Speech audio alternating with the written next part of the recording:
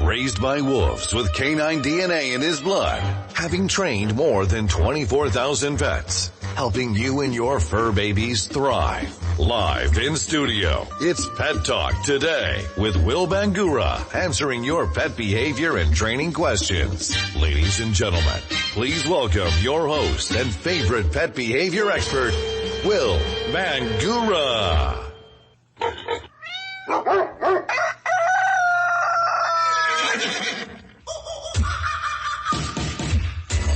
Good morning. Happy 4th of July weekend. Thanks for tuning in and letting us be part of your Saturday morning. I'm Will Bangura, and you're listening to Pet Talk Today here on 1100 KFNX, where we take your calls and answer your pet behavior and training questions each and every Saturday morning from 9 to 10 a.m.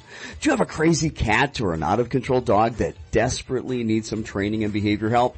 Are you fed up with your pet just not listening? Well, it doesn't matter what the problem is. Doesn't matter what kind of pet you have. That's what we do here on Pet Talk Today. We're here to help you deal with all of your pet behavior and training problems. Give us a call. If you're in Phoenix or the surrounding area, pick up your phone. We'd love to hear from you, give you some advice and help with your pet. That number is 602-277-5369 or 602-277-KFNX. Those outside of Phoenix, you can call us toll free. That number is 866-536-1100. With me today, our co-hosts, Brittany Duchesne and Jordan Marsteller. Good morning, guys. How are you? Good morning, Will. I'm pretty good. A little tired, you know. Had a long night. Good morning. I'm good too. Yeah, ready for the 4th of July? Yeah, I don't have too many crazy plans. No? You know, I love fireworks, and I hear that out here in Arizona, it's pretty big. So yeah, I'm excited. Yeah, I'm excited. It's kind of interesting. It is perfectly legal to sell all the fireworks. Right, okay? right. But it's illegal to set them off. Makes sense. Wow.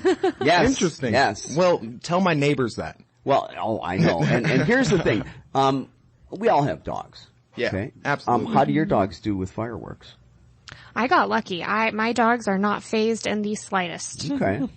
Jordan? You know, my dogs, they're all right. They're all right. They're going to be okay, but I'm worried about Bear Coon just a little bit. He is kind of noise sensitive. Okay. Got it. Yeah, mine has some issues and with that. And we're going to be talking about the 4th of July. We talked about it last week, how to keep your pets safe and how to keep them calm and relaxed on the 4th of July. It's a huge problem for many, many people. And, you know, a lot of dogs, they escape. They're so freaked out by fireworks. They're jumping through windows, chewing through doors, jumping over walls and fences, and getting out. Yeah. And a lot of these dogs, believe it or not, they don't have ID tags. Mm-hmm. They're not microchipped. The first thing that people need to make sure that they do right now is make sure that you have a collar on your dog and there's an ID tag. Bare minimum. Yep. If you know, always, even if your dog is microchipped, and if your dog's not microchipped, you might want to think about doing that. You probably won't be able to get that done between now and tomorrow, but we need to keep the dog safe. So we're going to talk a little bit about that later on. We're also going to be talking about how to prepare your dog, how to prepare your pets for a newborn, an infant baby, coming home. Yes. That's a big problem. And as Brittany, I'm looking at Brittany and you're smiling. Now, you're actively trying to get pregnant, right? We are, Yeah? yes. You having fun with that? You could say so.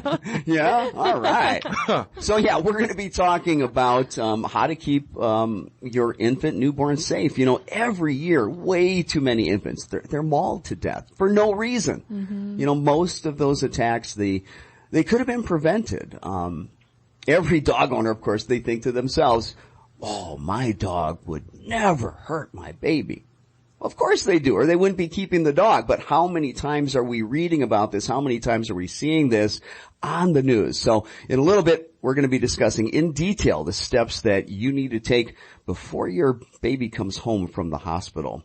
But first, it's time for Pet Talk News.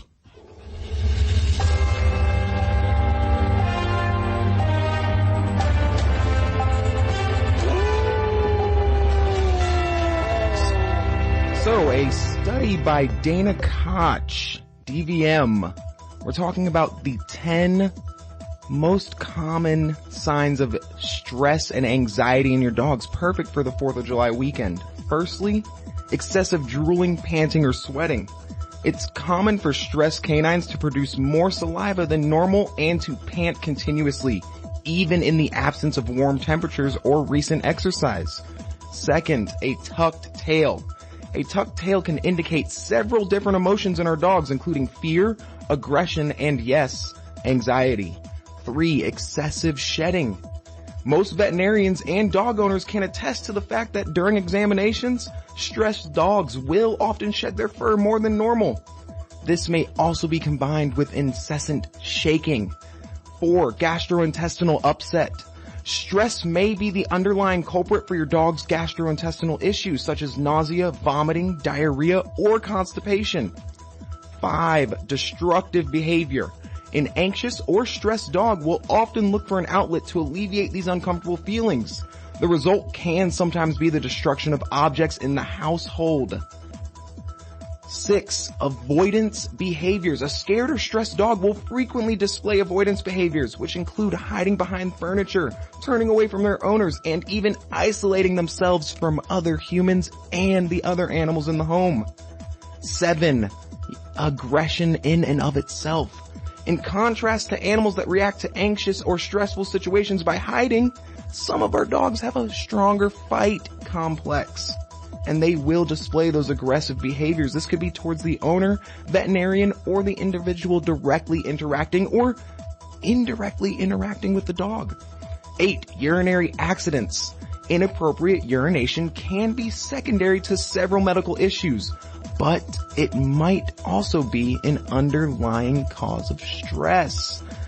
9, ear positioning. Dogs often use their ears to express emotions, and when dogs pin their ears tightly against their head, this is their way of communicating a feeling of unease.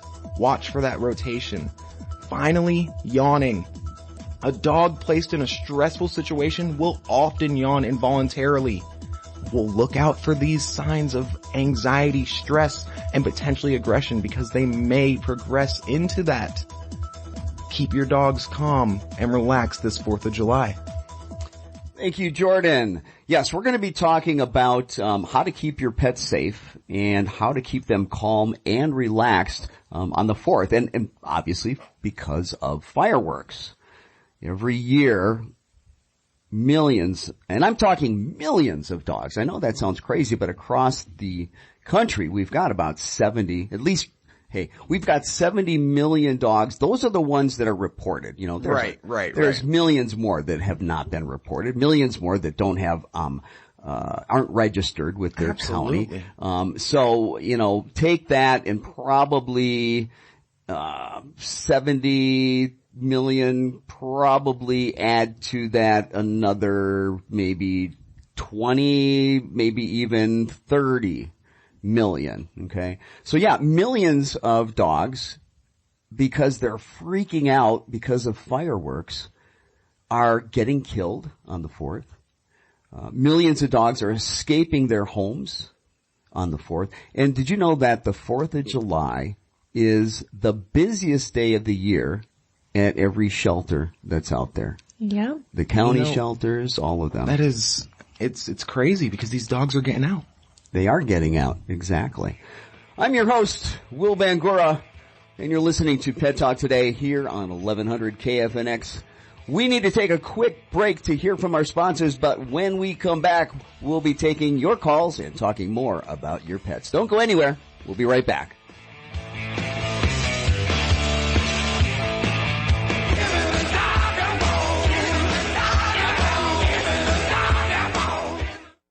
Raised by wolves with canine DNA in his blood, sharing funny tales about your four-legged fur babies, answering questions, some even ridiculous, and taking your calls. It's Pet Talk Today with your host, Will Bangura. To have your questions answered or to comment on today's show, call the KFNX listener line at 602-277-5369. 602-277-KFNX. Those outside of Phoenix call toll free 866-536-1100. Now, back to Pet Talk Today with your host and everyone's favorite pet behavior expert, Will Bangura.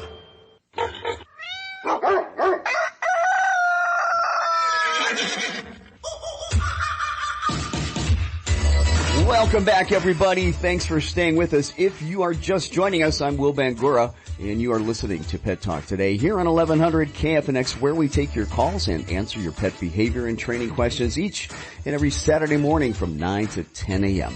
Do you have a crazy cat or an out-of-control dog that desperately needs some training and behavior help? Are they absolutely driving you crazy? Maybe you've got a cat that refuses to use the litter box and is spraying all over the house. Maybe you've got a new puppy or a new dog and you've got potty training issues. Perhaps you can't walk your dog. Maybe you've got aggression or anxiety issues with your pets.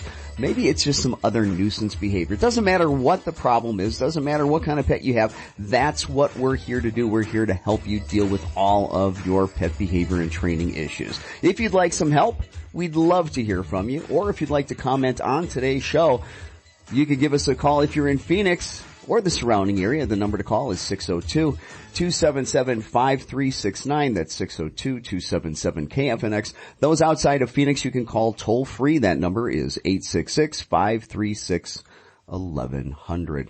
Before we went to break, we were talking about how later in the show, we're going to be discussing how to keep your pets safe and how to keep them calm on the 4th of July. But first, we're going to be talking about a really important topic, a topic that oftentimes goes unlooked.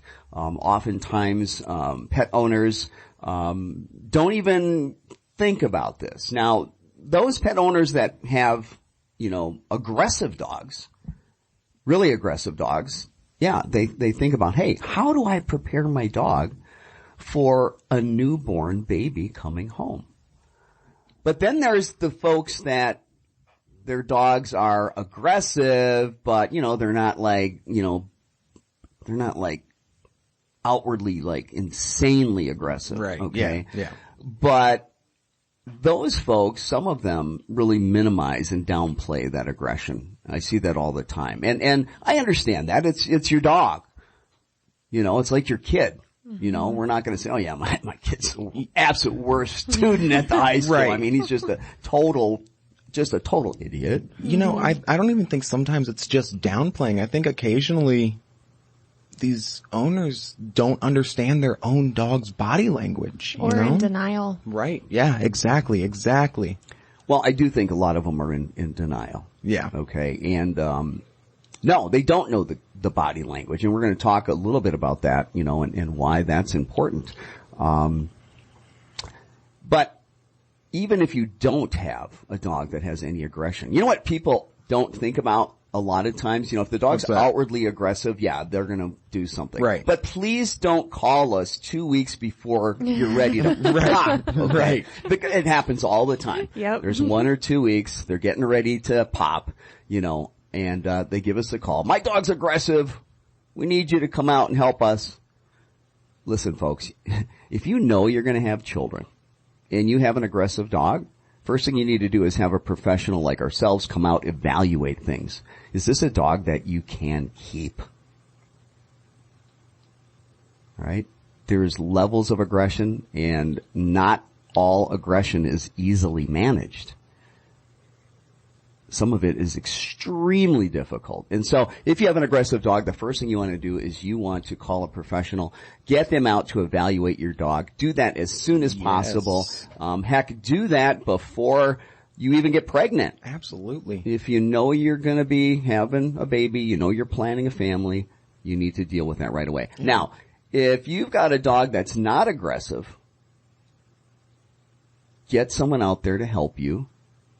Get someone out there to help you. Yes, if your dog is not aggressive, get someone out there to help you to prepare that dog for an infant, for a newborn,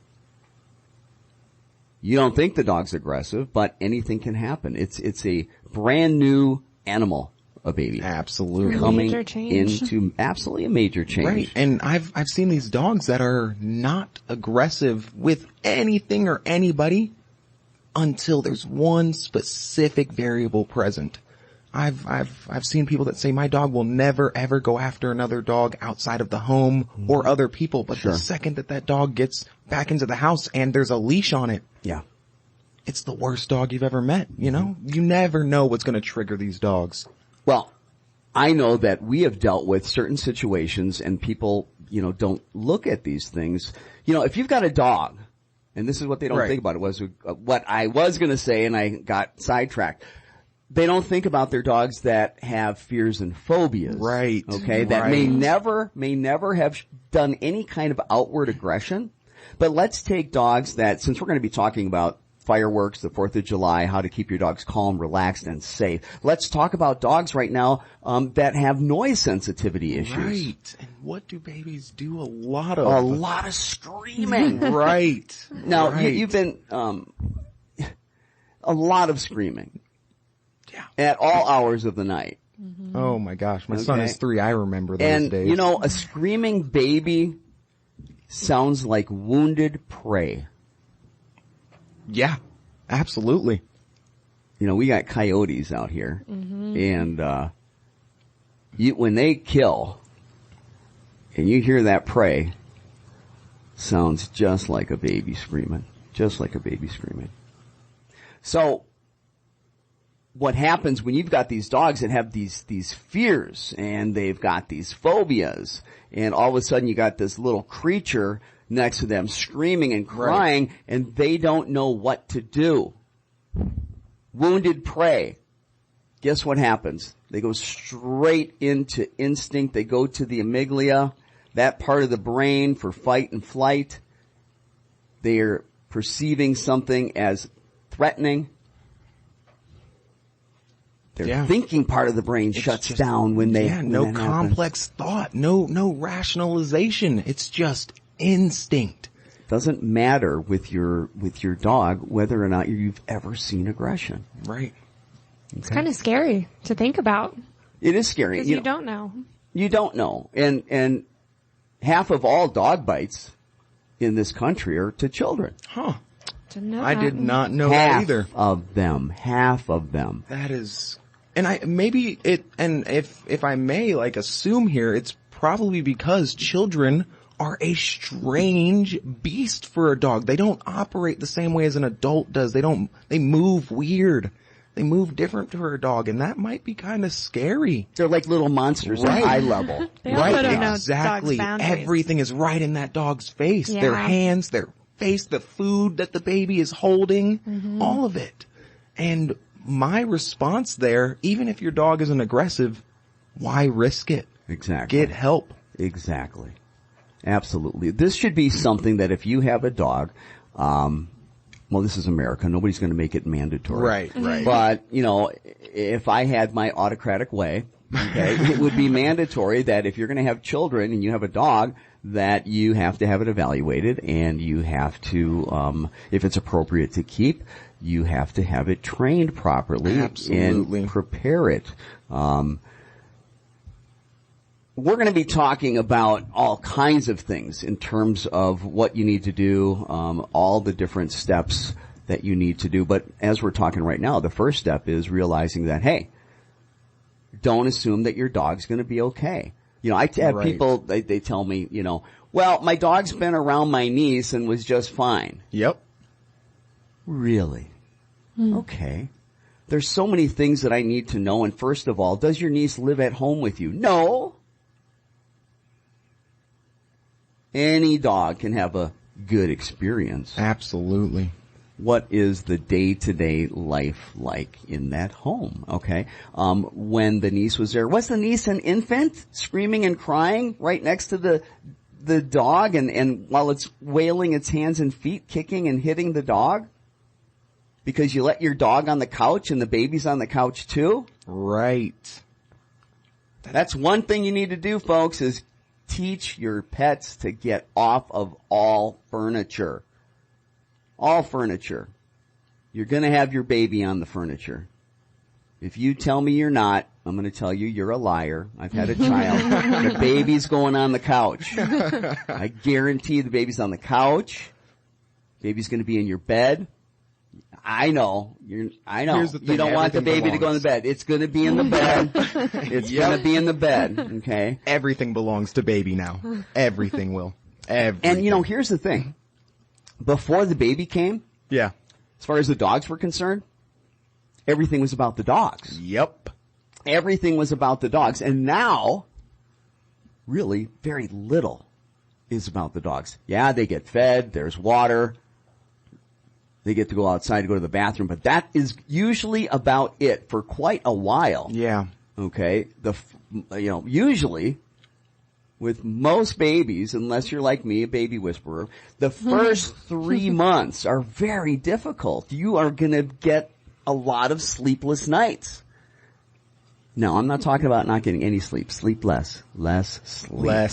Less sleep, okay? I remember with my son, the first 3 weeks were really, really, really difficult. And he would scream bloody murder, and luckily, it was very easy. Yeah. Get him packed up, put him in the car seat, get in the car, go around the block. He's crashed. Oh. Bring him back into the home, and we're good to go. But that was one of my jobs, Yeah, absolutely. I didn't have to carry him, Yeah. So I had to drive him around instead, carry him around in the chariot, so to speak. Yeah. But yeah, we're going to talk about a lot more regarding what you need to do to prepare your dog and keep your baby safe. And we're going to be talking about things that you never even considered. There's so much.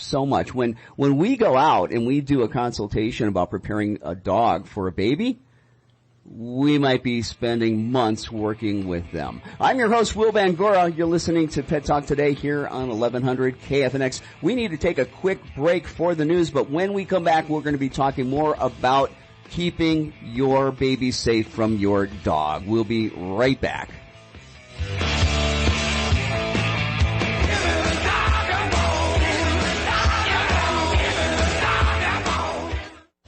Raised by wolves with canine DNA in his blood, sharing funny tales about your four-legged fur babies, answering questions, some even ridiculous, and taking your calls. It's Pet Talk Today with your host, Will Bangura. To have your questions answered or to comment on today's show, call the KFNX listener line at 602-277-5369. 602-277-KFNX. Those outside of Phoenix call toll free 866-536-1100. Now, back to Pet Talk Today with your host and everyone's favorite pet behavior expert, Will Bangura.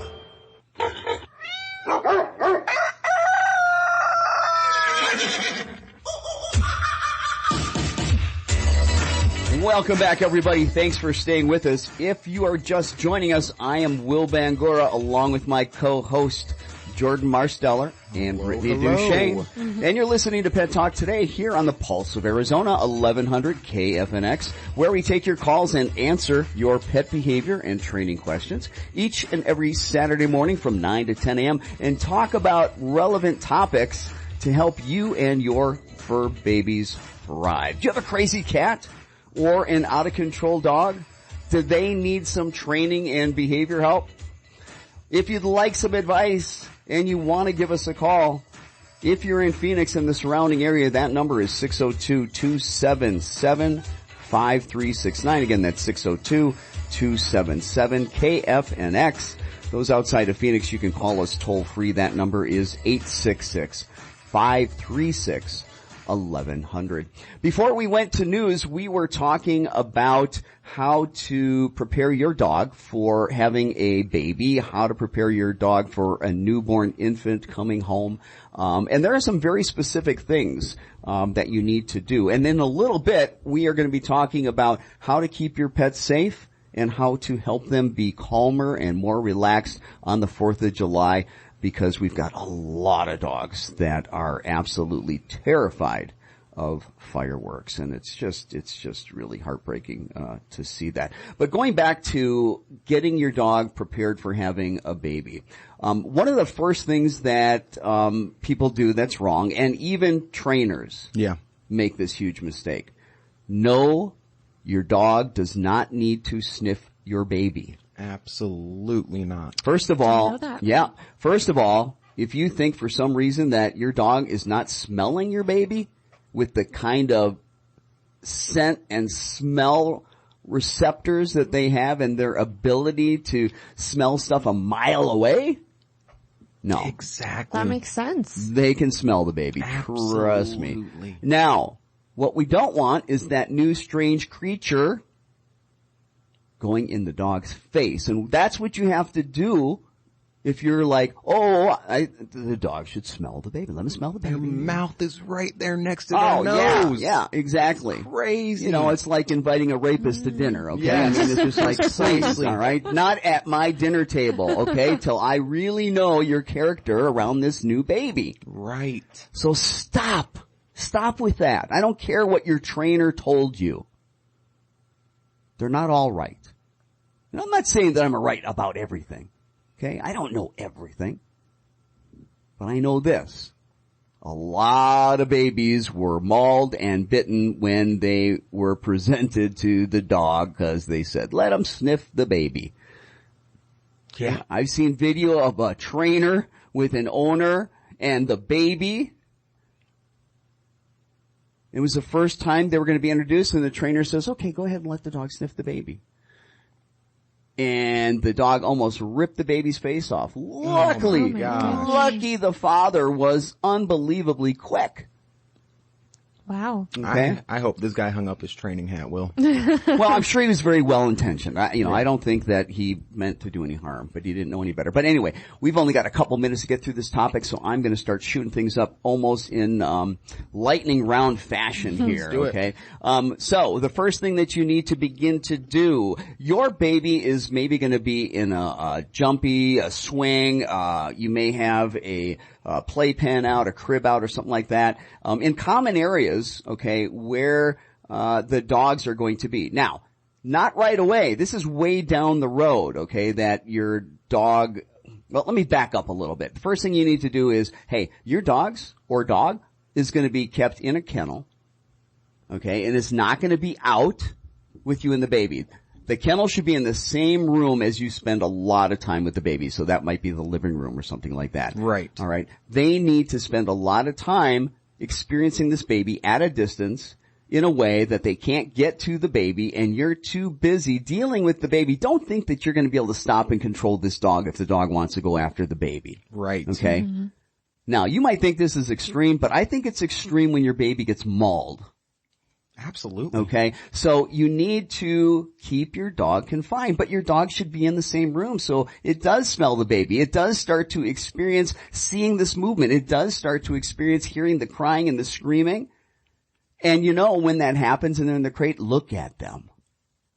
What is the dog doing when the baby's screaming and crying? That's going to be a good indicator of what's going to happen when eventually the dog does get to come out of that confinement, that crate, and be closer, we'll talk about that in a second, closer to the baby. Okay? But for months, yes, months, you don't know anything about what your dog is going to do with that baby until that baby has been there for 2 to 3 months. This dog is adjusting. And it takes at least 2 to 3 months for that dog to adjust. You do not know what kind of dog you have with an infant for the first 2 to 3 months. And that's one of the reasons why they need to stay confined. The other thing is, prior to the baby ever being there, you need to be proactive. First thing you need to do is teach boundaries. No dog should ever be allowed in the nursery, in the baby's room. No, that's completely off limits. Completely off limits. You start taking things, like I said, a crib, a playpen, a bouncy, a swing, those type of things that you might have in the living room or the common area where you spend most of your time. You're going to get a rug, and you're going to put that rug down, and all those things go on top of a rug. because a rug has a visual boundary. And you're going to proactively, before the baby is ever born, you're going to teach the dogs to stay off of that rug. So there's a little distance between the dog and the baby. I want your dogs, when we do allow them to come out and not be confined and the baby's out, to always maintain about 2 arm lengths of distance away from the baby. Right. Okay. You know when your dog gets to interact with your baby? You know when your dog gets to interact and sniff the baby, and when the baby gets to get close to the dog and pet the dog? Do you know when that happens? When? That happens when they are about 5. And until they're 5, you need to keep the dog 2 arm lengths away. I know most of you won't do this. And guess what? I know most of your dogs are probably not going to maul your baby. Right. But which one of you? Who's got the baby out there? Which listener right now has the baby that's going to get mauled? Because you're out there. You don't think it's going to be you. Is it too much to ask? I know it's inconvenient. Right. Right. Is it too much to ask in order to keep your baby safe? And perhaps in order to keep your dog. Okay? Other proactive things that you need to do. You know, babies are going to have lots of things in their mouth. It's going to fall on the floor. We need to teach the dogs not to put those things in their mouths. You need to bait them with those things, whether it be a baby bottle, whether it be a pacifier, whether it be a rattle. No matter what that toy or what that thing is that they may have and they spit out, it's not a toy for the dog. And we need to put those things out to see if the dog shows interest. And if they show interest, we need to correct them. And not just once or twice. We need to do this and have them out for weeks, maybe a month or 2, and being able to correct them so that they learn, hey, don't mess with baby stuff. The other thing you need to do is you need to teach food refusal. Why? Because once that baby starts eating some solid food, that baby's in a high chair. And once that baby's in a high chair, food's all over the floor. I know you would love the dog picking up all that food. You don't have to. But the dog starts viewing the baby, as a resource for food. Right. And I guarantee you when that baby is out walking around, running around, looking like a little tiny monster because they don't walk normal, okay, and they're screaming and going, ah, but they got food in their hand. Right at the mouth level of the dog knocks them over, steals the food. A lot of babies are going to start fighting with the dog. Yep. Don't take my food, and then they get bit. I've seen it happen, Will. Food refusal has to be taught.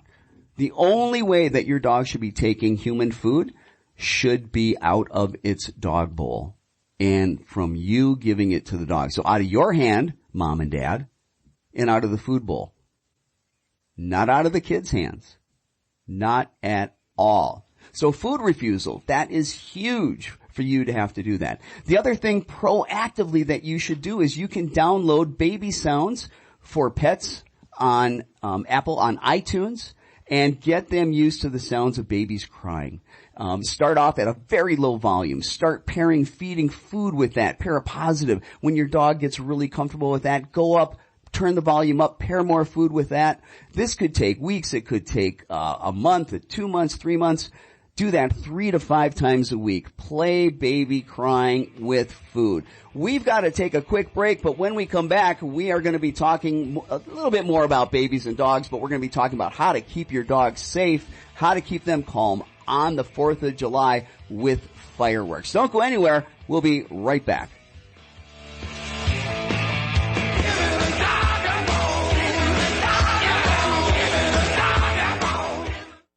Raised by wolves with canine DNA in his blood, sharing funny tales about your 4-legged fur babies, answering questions, some even ridiculous, and taking your calls. It's Pet Talk Today with your host, Will Bangura.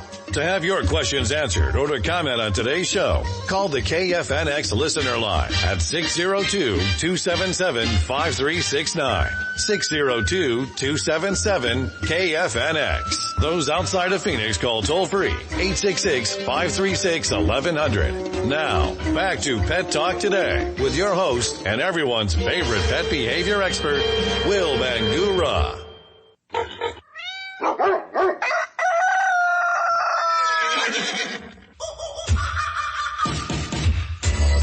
Welcome back. Happy 4th of July weekend and happy Saturday. Thanks for staying with us. If you're just joining us, you're listening to Pet Talk today on 1100 KFNX, where we take your calls and answer your pet behavior and training questions each and every Saturday morning from 9 to 10 a.m. I'm your host, Will Bangura, along beside me with my co-host, Jordan Marsteller and Brittany Duchesne.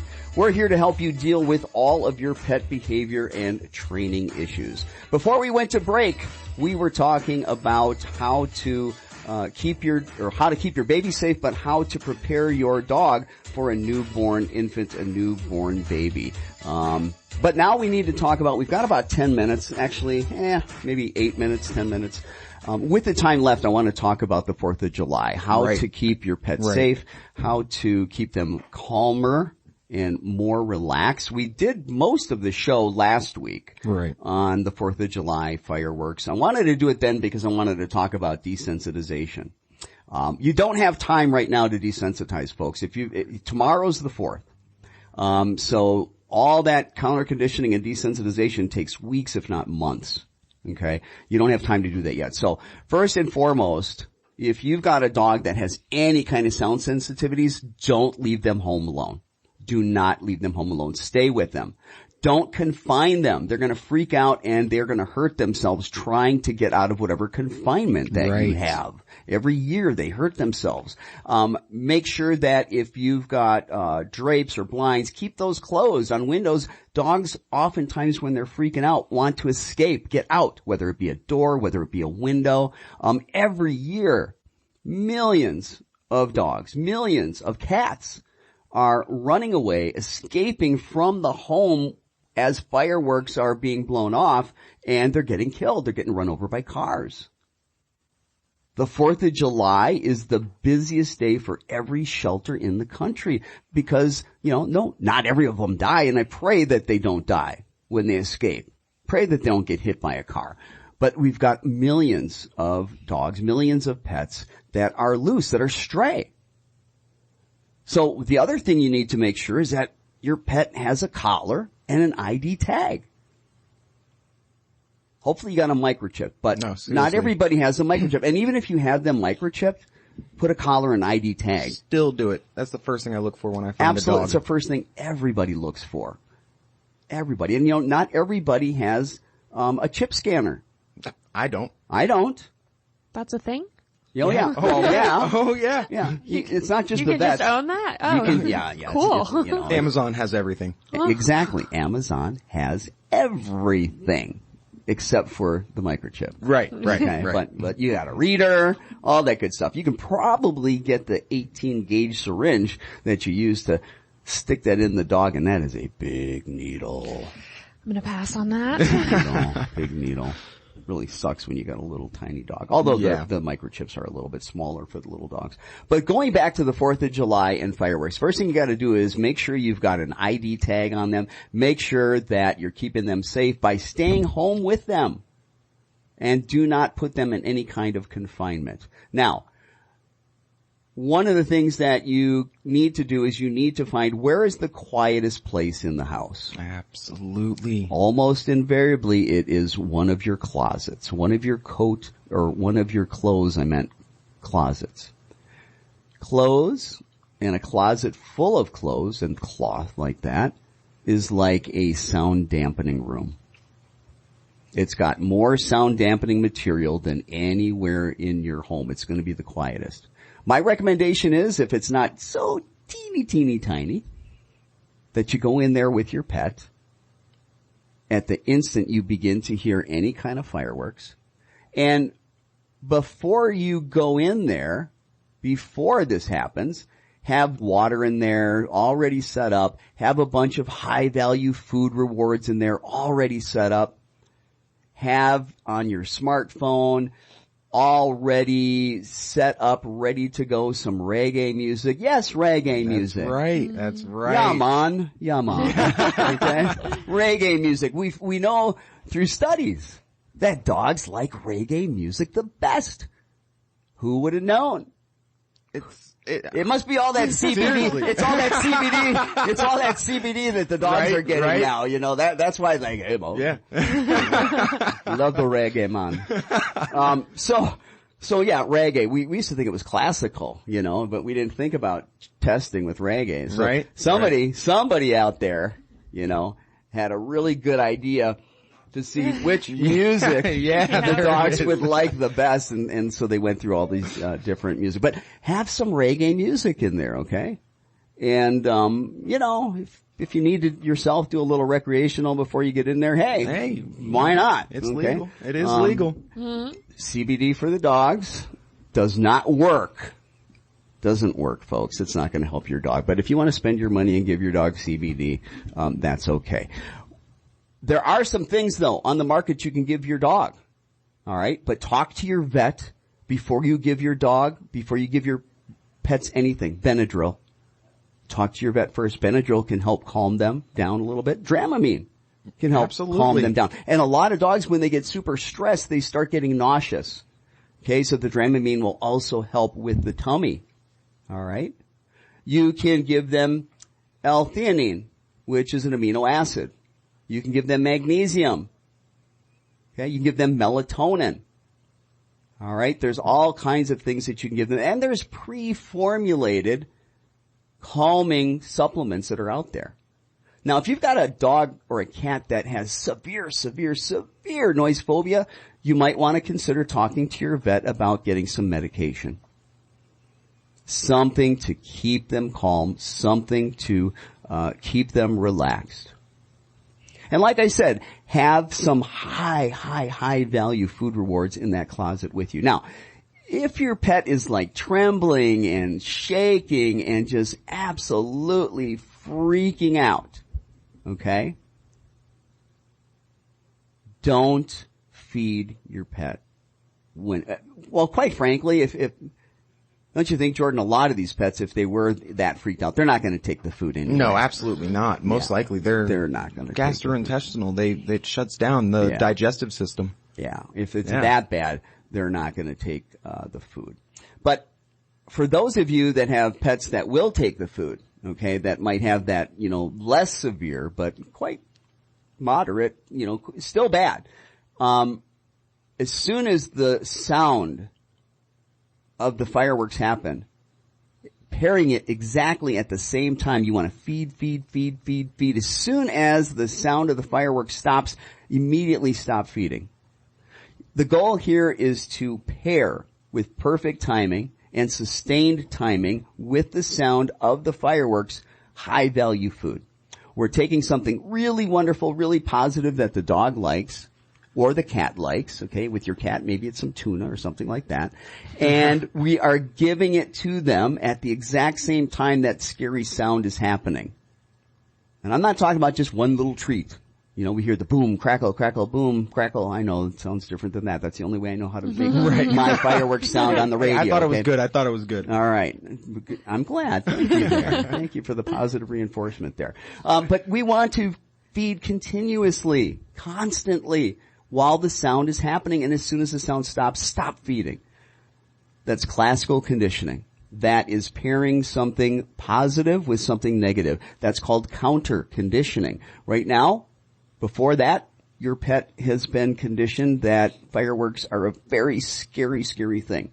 And what we're trying to do is counter that by conditioning something else that's paired with that scary something. And that would be super high value food rewards. Now, for some of you might say, hey, my dog is not food motivated. You haven't found the right food. Oh my gosh. You haven't found the right food. Forget about the pepperoni. All right? Get in that fridge, get some cooked steak, some cooked chicken, some cooked pork, something yummy, pieces of cheese. Liver sausage. Absolutely.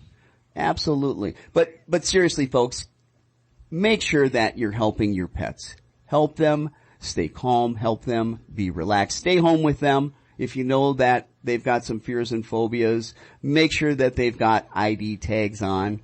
Don't confine them because they're going to freak out and possibly hurt themselves trying to get out of that crate. Know that pets that are freaked out by fireworks, they want to escape. again, you got to make sure this time of year we're not going to have our windows open, but be careful when you open a door and you go out, especially during that time. Okay? Because, like I said earlier, millions and millions of them run away every single year. We're just about out of time today. I want to thank everyone, all of our listeners. Be sure not to ever miss an episode of Pet Talk Today by subscribing to the Pet Talk Today podcast. You can find that on Spotify, Stitcher. You can find that on Buzzsprout. You can find that on Apple Podcasts. I think Google's got a podcast thing. Yeah. There's all kinds of platforms, all kinds of places that you can find our podcast. We appreciate you. Have a fun and safe 4th of July, not just yourself, but also keeping your fur babies safe as well. Thank you, Brittany. Thank you, Jordan. Folks, we will be back next Saturday. Have a great weekend. We're out of here.